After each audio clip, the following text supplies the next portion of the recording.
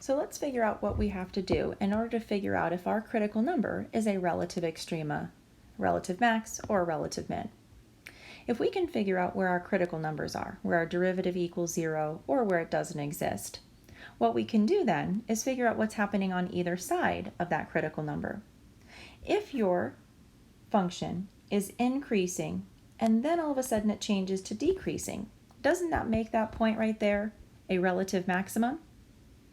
Or if your function is decreasing and then it is increasing, doesn't that make your point down here a relative minimum?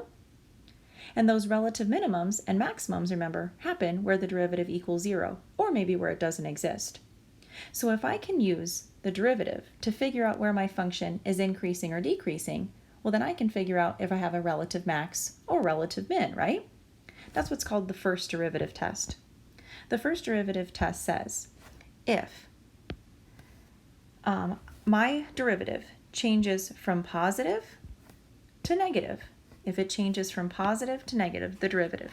If my derivative changes from positive to negative, that means my function is increasing and then it's decreasing.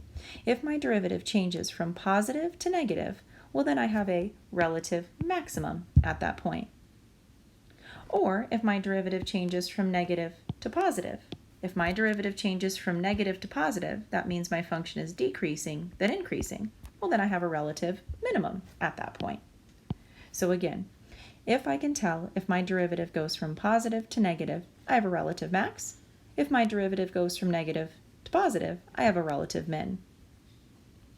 Remember, on your test, I'm going to give you a couple of different kind of fill-in-the-blank questions.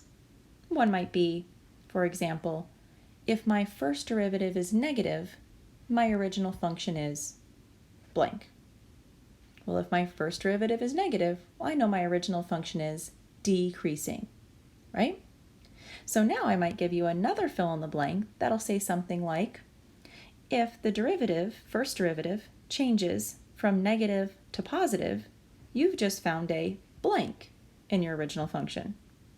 Well, if the derivative changes from negative to positive, you know that you've just found a relative minimum, right? All right, so let's actually find some of these relative extrema by looking at the sign of my derivative. Remember, if the derivative goes from positive to negative, you have a relative maximum. If the derivative changes from negative to positive, you have a relative minimum.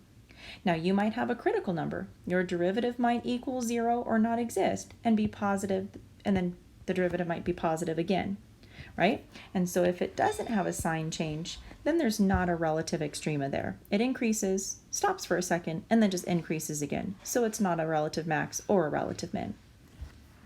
Same idea if my derivative is negative. It's a critical number, and then it's negative again. It's not necessarily a minimum or a maximum there either. So there has to be a sign change in my derivative in order for it to be a relative extrema. Let's look at example number 3. Example number 3 says find all the relative extrema for the following function, as well as where the function is increasing or decreasing. Well, we can figure out if it's increasing or decreasing. That'll help us figure out where our relative maximums and minimums are, right? So we have to do a few steps before we can get there. We first have to find our derivative. We then have to figure out our critical numbers. Where do we have those possible relative extrema?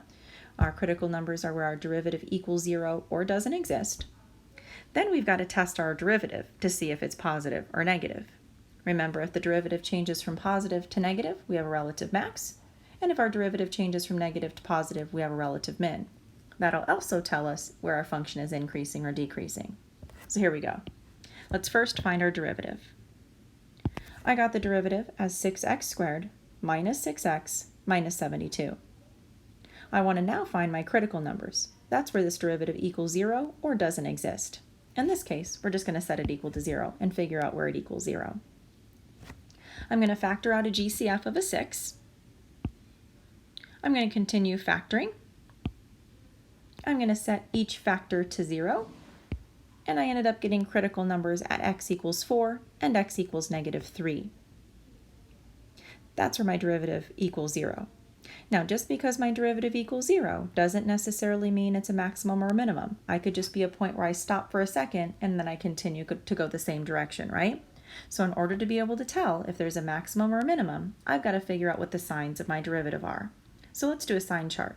Let's take my critical numbers, -3 and 4, and put them on a sign chart and test each interval. You should never, ever, ever be blindly testing, remember. You should always be finding those critical numbers first. Because now that I have those critical numbers, we should only have to test 3 different numbers.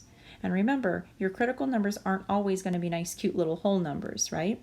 Sometimes they're going to be decimals, so don't get so comfortable thinking that they're always just going to be whole numbers. All right, let's test a number before -3. Let's test a number in between -3 and 4. And let's test a number greater than 4. And remember, we're testing these numbers in our derivative because I want to know if my derivative is positive or negative. That's going to tell me if my function is increasing or decreasing. So I took -4 and I plugged it into my derivative. Remember this black equation up here. I also took 0 and plugged it into my derivative. And then I chose 5 and I plugged it into the derivative. Maybe pause your video, test those 3 numbers, and make sure you got the same value I did, positive or negative. When I tested -4 in my derivative ended up being positive. When I tested 0 in my derivative ended up being negative. And when I tested 5 in my derivative, I ended up getting positive, negative, positive, negative, positive. So if that's the case, then I know if my derivative is positive, my function is increasing. If my derivative is negative, I know that my function is decreasing. And if my derivative is positive again, I know that it's increasing. So my function looks something like this. I can say that my function, original function, is increasing from -infinity to -3, and then again from 4 to infinity because the derivative is positive. I know that it's also decreasing from -3 to 4 because my derivative is negative. Since that's the case, as soon as my function changes from a positive derivative to a negative derivative, I know that I've just found a relative maximum at x equals -3. When my derivative changes from negative to positive, decreasing to increasing, I know that I just found a relative minimum at x equals 4. But now be careful. Maximums and minimums, aren't they points? They're the top point or the bottom point. And so we need to have answers that are points, not just x values. I want to figure out the point that is the relative maximum and the point that is the relative minimum, and x, y. So if I have the x values, how am I going to figure out the y value that corresponds? Now we've got to be careful here.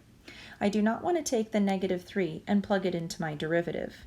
I already know what my derivative is when x equals -3. It's 0, right? That's how we got it in the first place.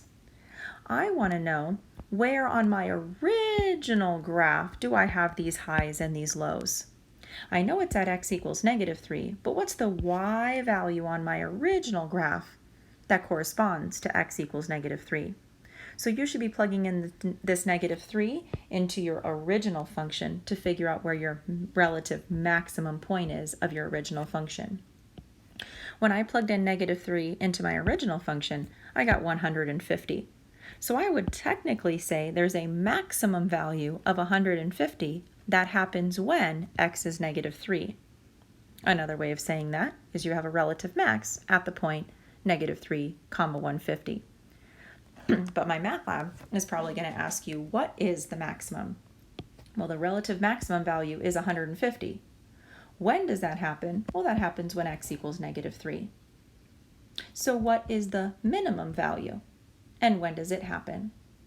Well, if I take 4, plug it into my original function, I ended up getting a minimum of -193. That happens when x is 4. So make sure you're careful with that terminology. All right, we can find lots of good information now just looking at critical numbers and the derivative. We can figure out where our derivative equals 0 and where it doesn't exist. We can figure out where our original function is increasing and decreasing, and now we can figure out where we have any relative extrema, relative maximums and minimums.